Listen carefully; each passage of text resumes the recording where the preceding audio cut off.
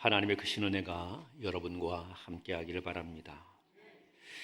이 땅에 오신 예수님께서는 땅을 살아가시는 동안에 그분의 중요한 사역들을 이루어 가셨습니다. 성경은 예수님의 사역을 가르치고 전파하고 고치는 것이라고 이야기합니다. 신학자들은 이와 같은 이야기를 말하면서 예수님의 삼중 사역이라 하셨습니다.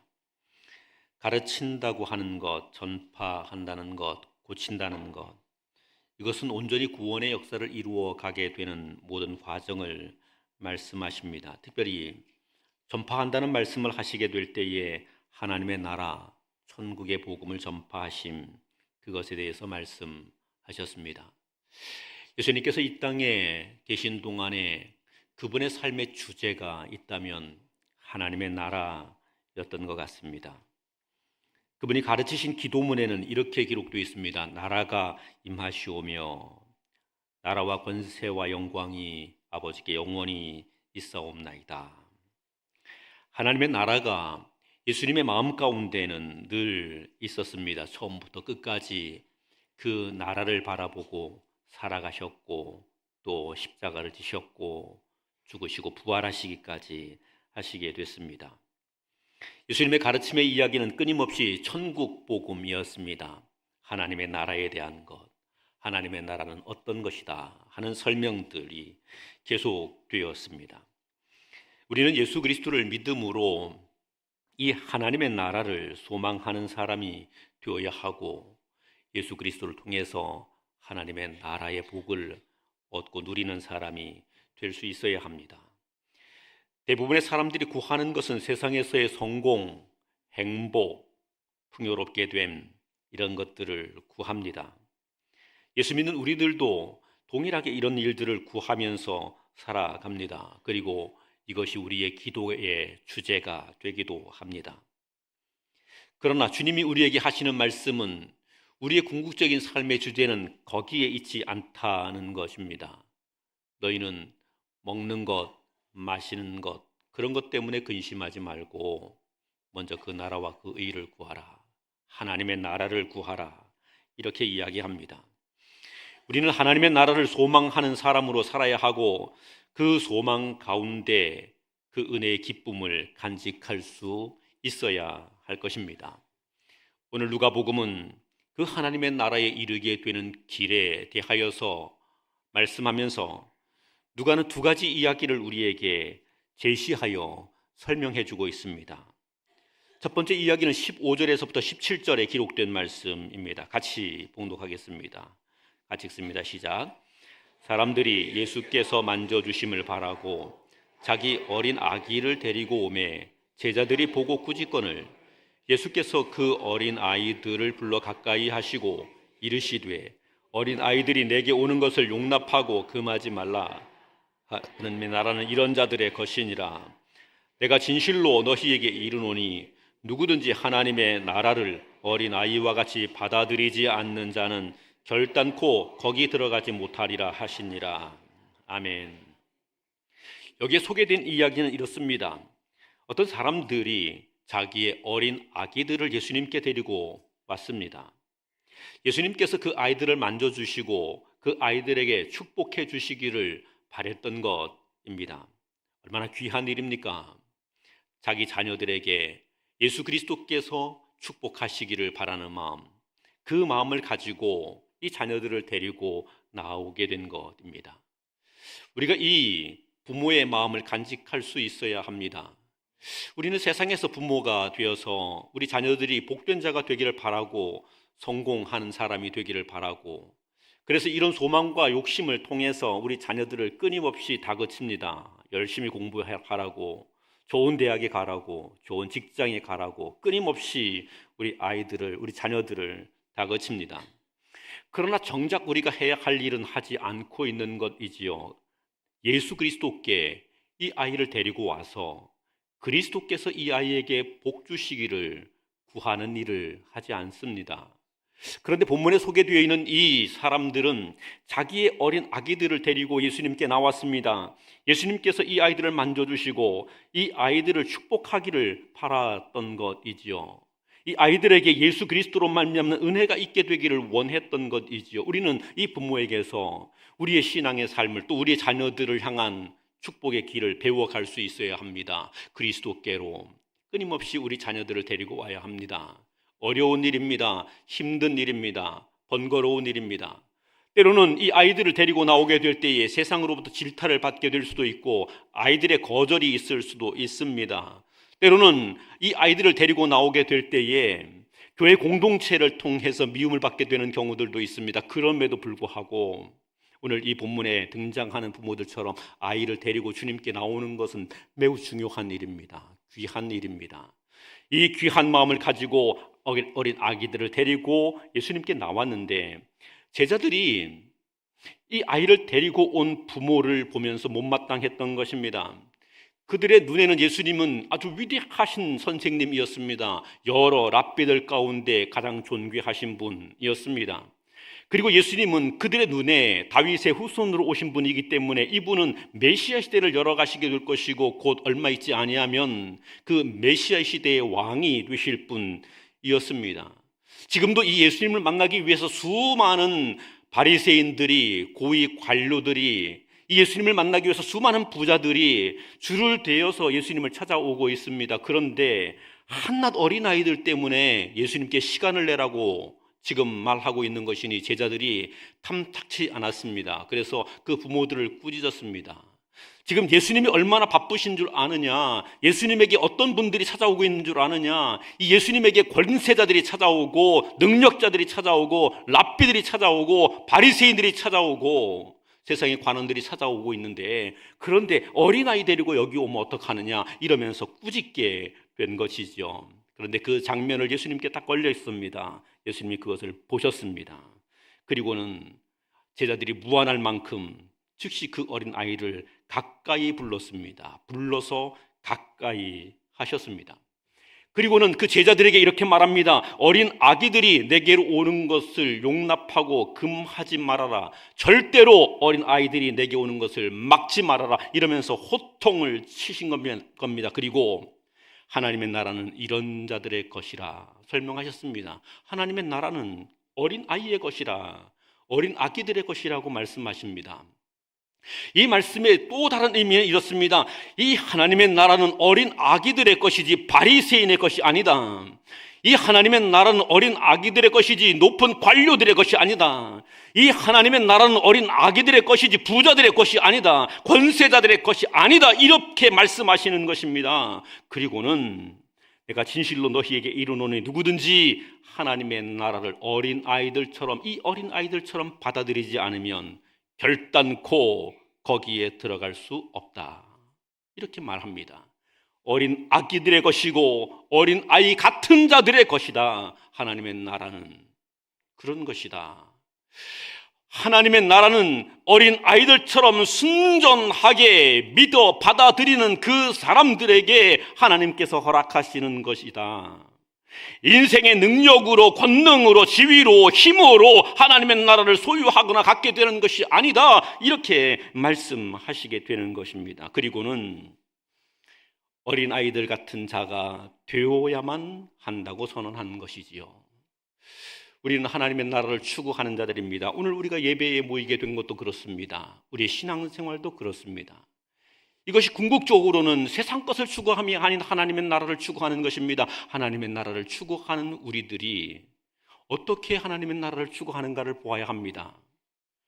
어린 아이 같은 마음을 가지고 하나님의 나라를 사모하며 받아들이는 자로 우리의 신앙의 삶이 살아가지고 있는지, 아니면 어린아이 같은 마음이 아니라 바리새인 같은 마음, 서기관들 같은 마음, 부자들의 마음, 그런 것으로 하나님을 섬기고 있는지를 살펴보아야 합니다. 하나님의 나라를 구한다고 말하는 수많은 사람들이, 수많은 성도들이 어린 아이같이 하나님의 나라를 받아들이지 않습니다. 하나님 말씀을 순수하게 그 말씀 그대로 받아들여서 그 말씀대로 실천하는 것을 추구하지 않습니다.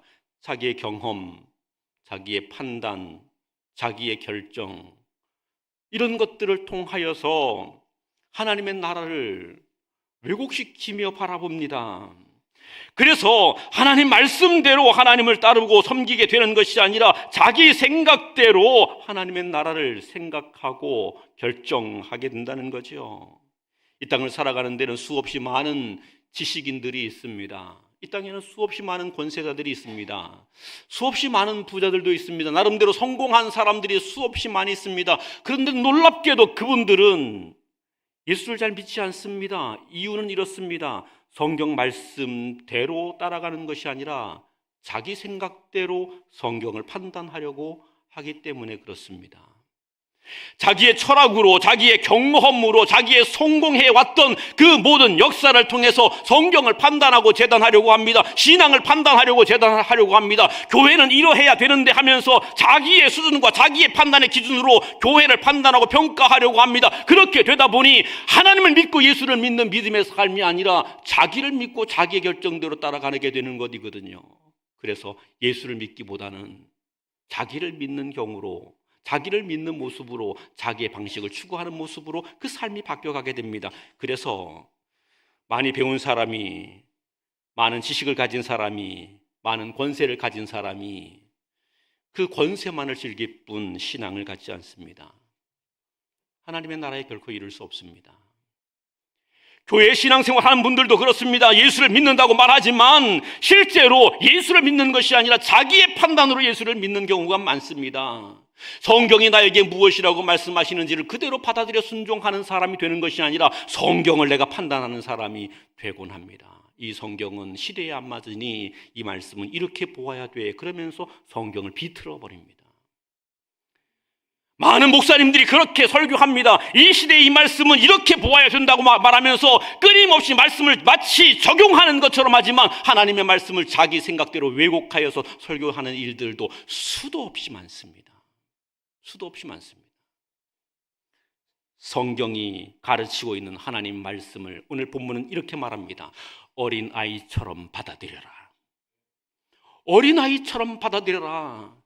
내가 마치 무슨 대단한 실력이라도 있는 것 같고 네 생각이 마치 대단한 것처럼 여겨서 그것 가지고 판단하고 결정해서 그래서 성경을 받아들이려 하지 말고, 하나님의 나라를 그렇게 받아들이려 하지 말고 성경이 말씀한 것 어린아이처럼 받아들여라. 어린아이처럼 받들어라. 나를 내려놓고, 내 결정과 내 판단을 내려놓고 내 생각을 뒤로 하고 하나님의 말씀이니 아멘, 어린아이처럼 받아들여라. 하나님의 나라는 그런 사람들의 것이니라. 저는 우리 교회와 사랑하는 성도들이 하나님의 나라에 이르게 되기를 원합니다. 하나님의 나라의 복을 얻게 되기를 원합니다. 그러면 여러분 기억하셔야 합니다. 하나님의 말씀을 내 생각으로 왜곡하려고 하지 마십시오. 내 경험으로 바꾸려고 하지 마십시오. 하나님의 말씀이 전해지는 그때 아멘, 아멘으로 받아들이기를 바랍니다. 어린아이처럼 순전하게 받아들이기를 바랍니다. 거기에 하나님의 나라가 임한다고 하십니다. 누가는 이 어린아이와 관련된 이야기를 소개하고 난 이후에 다시 다음 두 번째 이야기를 말씀하고 있습니다. 그것이 17절에서부터 27절에 소개된 말씀입니다. 같이 읽겠습니다. 17절에서 18절에서 27절까지 시작. 어떤 관리가 물어 이르되 선한 선생님이여 내가 무엇을 하여야 영생을 얻으리까? 예수께서 이르시되 내가 어찌하여 나를 선하다 일컫느냐? 하나님 한 분 외에는 선한 이가 없느니라. 네가 계명을 아느냐? 간음하지 말라, 살인하지 말라, 도둑질하지 말라, 거짓 증언하지 말라, 내 부모를 공경하라 하였느니라. 여짜오되 이것은 내가 어려서부터 다 지키었나이다. 예수께서 이 말을 들으시고 이르시되 내게 아직 한 가지 부족한 것이 있으니 내게 있는 것을 다 팔아 가난한 자들에게 나누어 주라. 그리하면 하늘에서 내게 보화가 있으리라. 그리고 와서 나를 따르라 하시니 그 사람이 큰 부자이므로 이 말씀을 듣고 심히 근심하더라. 예수께서 그를 보시고 이르시되 재물이 있는 자는 하나님의 나라에 들어가기가 얼마나 어려운지 낙타가 바늘귀로 들어가는 것이 부자가 하나님 나라에 들어가는 것보다 쉬우니라 하시니 듣는 자들이 이르되 그런즉 누가 구원을 얻을 수 있나이까? 이르시되 무릇 사람이 할 수 없는 것을 하나님은 하실 수 있느니라. 아멘. 본문에서 어떤 관리에 대한 이야기를 말합니다. 조금 전에는 어린아이에 대한 이야기를 말씀하시면서 바리새인, 관리, 성공한 사람, 그런 사람들이 중요한 것이 아니다, 이렇게 이야기를 하셨는데, 그런데 지금 누가는 그 다음 이야기로 어떤 관리에 대한 이야기를 말합니다. 사람들이 볼 때 이 사람은 성공한 사람입니다. 관리인이 권세자라는 말입니다. 다른 성경에서는 이 관리를 율법사라고 기록하고 있습니다. 율법의 학사인 거지요. 하나님 말씀 율법에 대하여서 통달한 지식을 가지고 있었던 사람인 겁니다.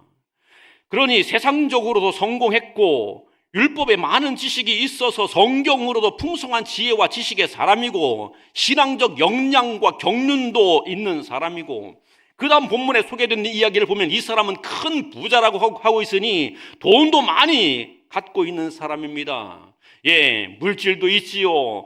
그리고 성공도 했죠. 권세도 있지요. 거기다가 신학적인 성경적인 지혜와 지식도 있지요. 그러니 말 그대로 하나님께 복을 받아도 넘치게 받은 사람이고 경건한 사람으로 모두가 인정하는 그런 사람인 겁니다. 그런 이 사람이 예수님께 왔습니다. 그리고 예수님께 묻지요. 선생님이요, 내가 무엇을 하여야 영생을 얻을 수 있습니까? 이 사람의 질문은 무엇을 내가 해야 되겠느냐라고 말하고 있지만 이미 나는 다 했다는 말이기도 합니다. 나는 영생을 얻을 수 있지요. 다 한 사람이니까.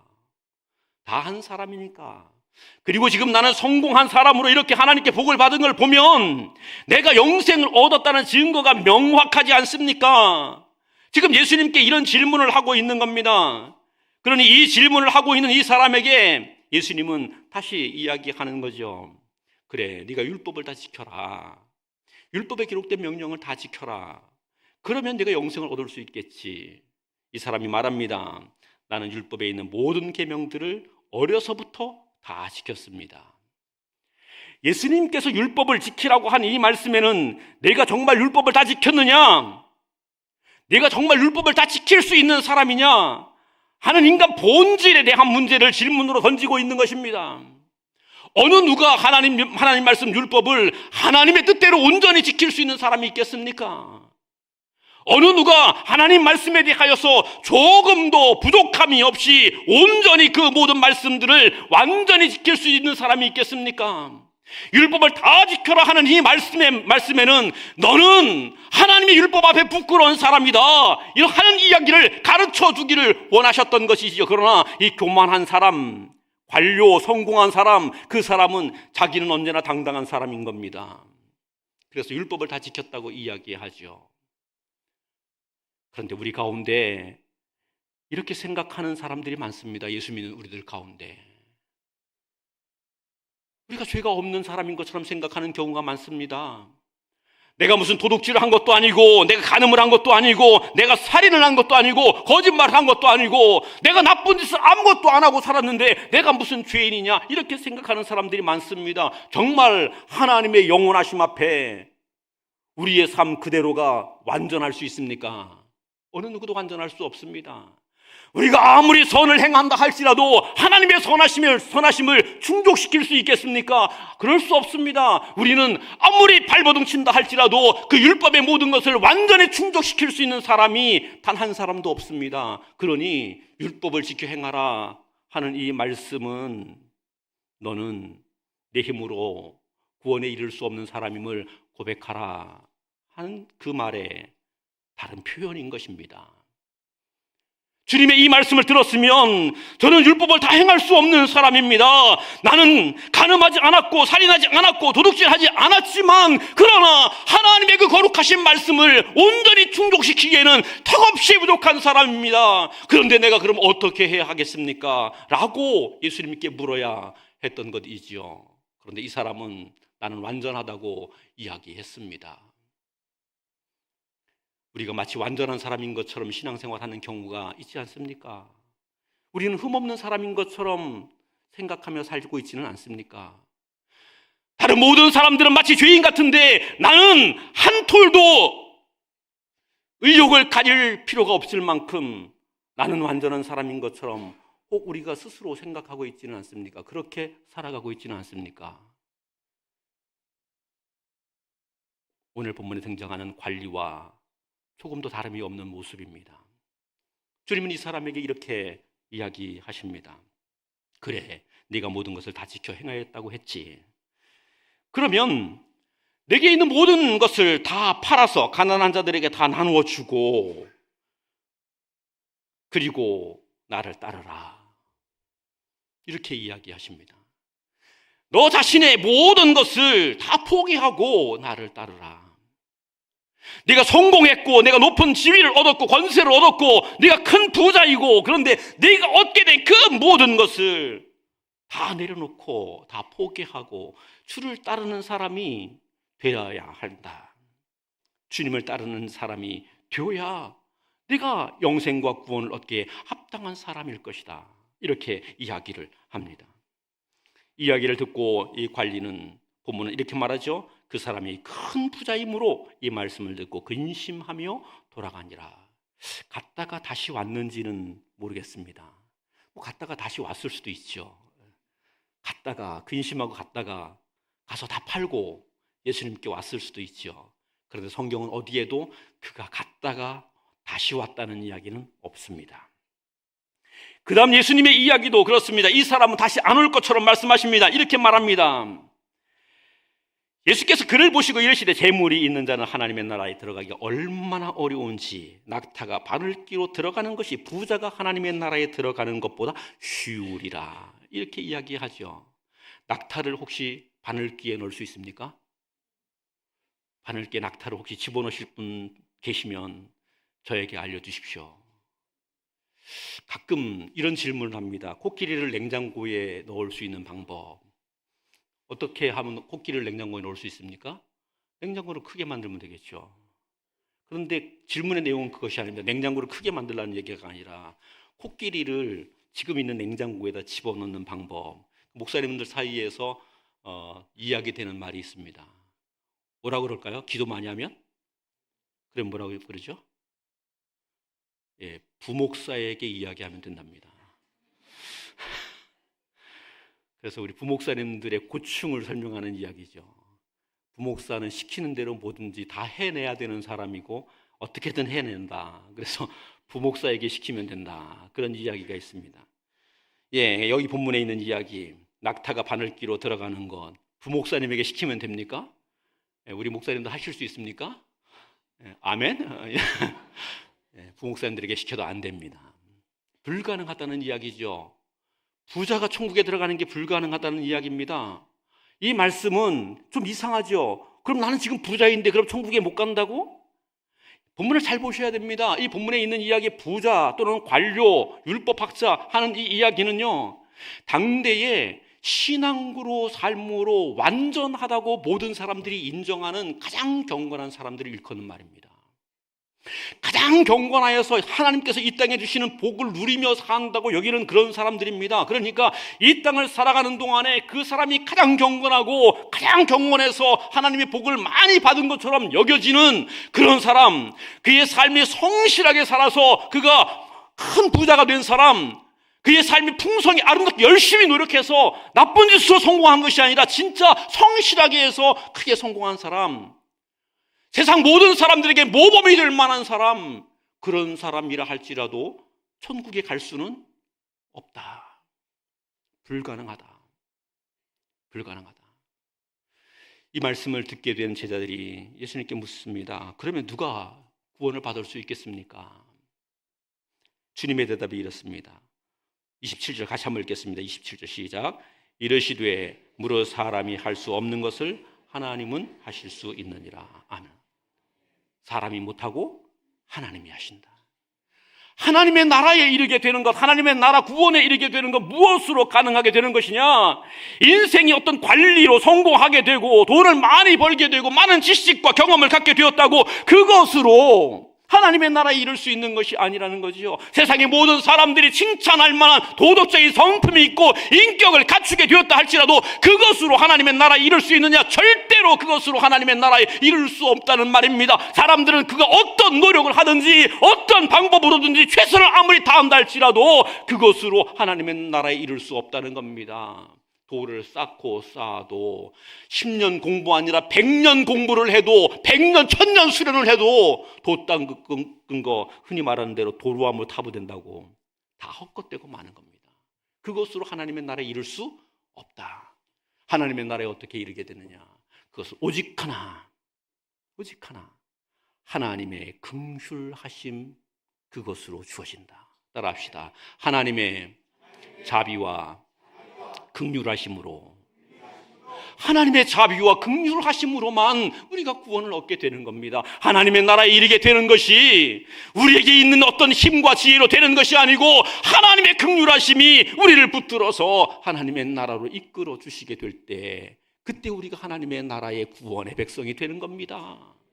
하나님께서 우리를 우리에게 자비를 베푸셔서 우리를 긍휼히 여기시고 불쌍히 여기시고 우리를 붙들어다가 우리의 죄된 거 허물된 거 다 씻어주시고 하나님의 나라로 품어주실 때에, 그때 우리가 하나님 나라 백성이 되고 구원의 은혜를 누리게 되는 겁니다.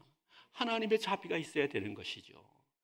우리의 수고나 우리의 노력이나 우리의 도덕적인 것, 우리의 성품으로 되는 것이 아니라 오직 하나님만이 하실 수 있다. 그러므로 하나님만이 하실 수 있으므로 우리의 모든 것을 뒤로 하고 예수 그리스도를 따름으로 하나님의 자비와 긍휼을 구하는 사람이 되라.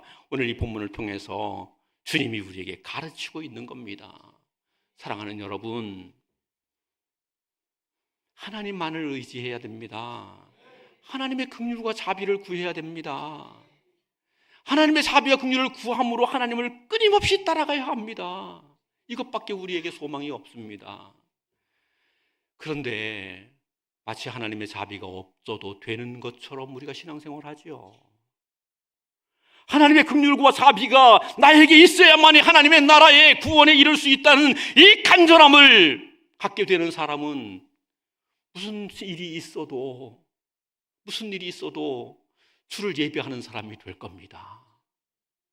무슨 일이 있어도 주님을 경배하는 사람이 될 겁니다. 주님 앞에 엎드려서 주님의 긍휼과 자비를 구하는 사람이 될 겁니다. 무슨 일이 있어도. 그러나 우리가 하나님의 긍휼과 자비를 소홀히 여기니 예배도 소홀히 여기고 기도도 소홀히 여기고 경건 생활도 소홀히 여기게 되는 것이죠. 하나님의 자비와 긍휼이 없이는 절대로 구원받을 수 없는 우리들인데 하나님의 자비와 긍휼을 구하지 않는 겁니다. 찾지 않는 겁니다. 하나님의 자비와 긍휼보다 다른 것 때문에 눈치를 보고 이런 것 때문에 흔들리고 있는 겁니다. 이래서 우리가 하나님의 나라에 이룰 수 있는 하나님 백성이라고 말할 수 있겠느냐? 저는 우리 교회와 사랑하는 성도들이 모두가 하나님의 나라에 이르게 되기를 원해요. 하나님의 구원의 복을 얻게 되기를 원합니다. 그래서요, 여러분에게 구하는 것이 이거예요. 여러분에게 요구하는 것이 다른 것이 아니라 하나님의 긍휼을 구함으로, 자비를 구함으로 주를 따르는 삶을 살자는 겁니다. 주를 따르는 삶을, 주님을 예배하는 삶을 살자는 겁니다. 오늘도 내가 예배하면서 주여, 내가 주님의 자비를 구합니다.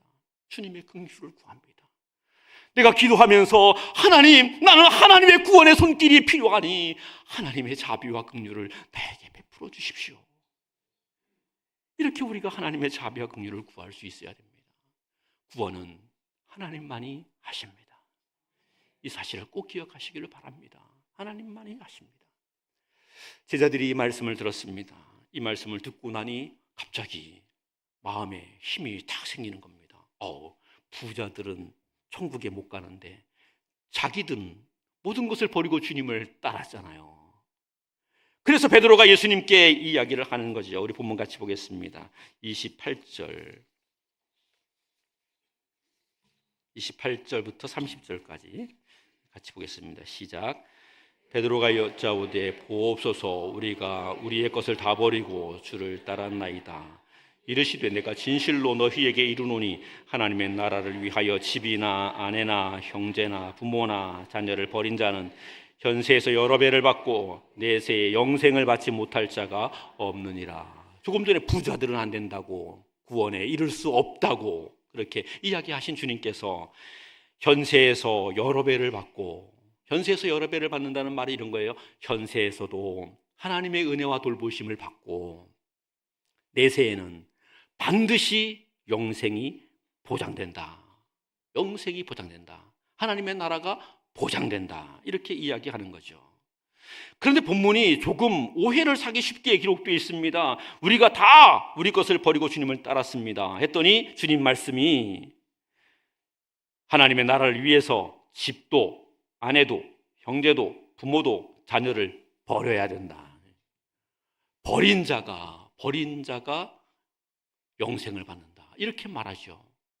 이 말씀을 듣고 지금 결혼을 앞에 두고 있는 남자는 고민이 됩니다. 결혼도 안 했는데 아내를 버려야 되나? 결혼도 안 했는데 남편을 버려야 되나? 자녀를 두고 있는 부모가 고민이 됩니다. 아니, 내 사랑하는 자녀를 버려야 되나? 부모를 모시고 살아가는 자녀들이 고민이 돼요. 부모를 버려야 되나? 고민이 돼요. 여기 버린다고 하는 말의 의미가 버린다고 표현되어 있지만 이 말의 의미는 다른 본문과 함께 비교해서 잘 보셔야 됩니다. 하나님께서는 사도 바울을 통해서 이런 교훈을 하셔요. 어떤 교훈이냐면 형제를 돌아보지 아니하는 자는 불신자보다 더 악하니라. 그렇죠? 형제를 돌아보지 않는 자는 불신자보다 더 악하니라. 주님이 우리에게 주시는 교훈이 이런 겁니다. 우리는 형제들에게 또는 부모에게, 자녀에게 대하여서 거룩한 책임이 있다는 겁니다. 결코 버려서는 안 된다는 말이죠. 책임이 있다는 겁니다. 그러면 본문에 소개되어 있는 이 버린다는 말은 무슨 의미겠습니까? 우리는 책임을 감당해야 하지만 그들로부터 우리가 비난과 또는 조롱과 멸시를 받게 돼서 그들에게서부터 버림당하게 되는 그런 지경에 이르게 되는 일이 있다는 거죠. 그런 지경에 이르게 되는 그때에도 무엇해야 되는가? 예수 그리스도를 따라가며 하나님의 긍휼을 의지하는 그 길을 절대로 포기하지 말아라 하는 그런 말씀인 겁니다. 하나님의 나라는 어떻게 완성이 되느냐? 포기하지 않고 견디는 자에게 완성이 됩니다. 그래서 끝까지 견디는 자는 구원에 이르리라 하나님이 말씀하는 겁니다. 끝까지 견디는 자가 구원에 이르는 겁니다. 포기하면 안 됩니다. 여러분, 진실로 예수를 믿고 살아가려고 하면요, 많은 시련이 있습니다. 어려움이 있습니다. 하나님 말씀대로 성실히 살아가려고 하면 때로는 돈의 손해도 봅니다. 친구의 손해도 봅니다. 때로는 가족들에게 미움을 당하게 되기도 합니다. 왜 그렇게 어리석게 살아가느냐고 손가락질을 당하게 되기도 합니다. 그러나 그런 모든 일을 감당하게 되더라도 나는 주님과 함께 기꺼이 십자가의 길을 걷는 사람이겠노라고 결단하고 그 길을 걸어가는 사람이 되어야 한다. 그러면 주님이 수고하고 무거운 짐진 자들아, 다 내게로 오라. 다 내게로 오라. 나의 멍에를 메고 내게 배우라. 말씀하시며 평강을 허락하여 주시는 겁니다. 내 십자가가 주님의 십자가가 되고 주님의 십자가가 내 십자가가 되고 주님의 영광이 내 영광이 되고 주님의 면류관이 내 면류관이 되는 겁니다. 그렇게 하나님의 나라가 우리에게 주어지게 된다고 하는 사실이죠.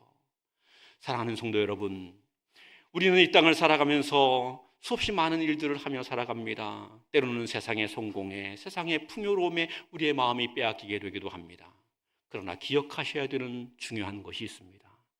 나는 하나님의 나라를 향하여 가는 순례자. 나는 하나님의 나라를 향하여 가는 사람이다. 하나님의 나라를 향하여 가는 사람은 순전히 하나님의 말씀을 받아들이고 그 나라를 소망하는 사람이다. 하나님의 나라를 향하는 사람은 내 힘이나 내 능력이나 내 공로에 의지하지 아니하고 오직 구원이 하나님께 있으므로 하나님의 자비와 긍휼을 구하여 주를 따라가는 사람이다. 고난과 멸시가 내게 주어지게 되더라도 절대 포기하지 아니하고 그 길을 주님과 함께 걷는 사람이다. 저는 우리 교회와 사랑하는 성도들이 이와 같은 모습으로 살아가게 되기를 바랍니다. 그래서 우리 하나님의 나라가 이 땅을 사는 동안에 100배로 이 땅의 생애를 마칠 때 영생으로 저와 여러분과 우리 후손들에게 주어지기를 우리 주님의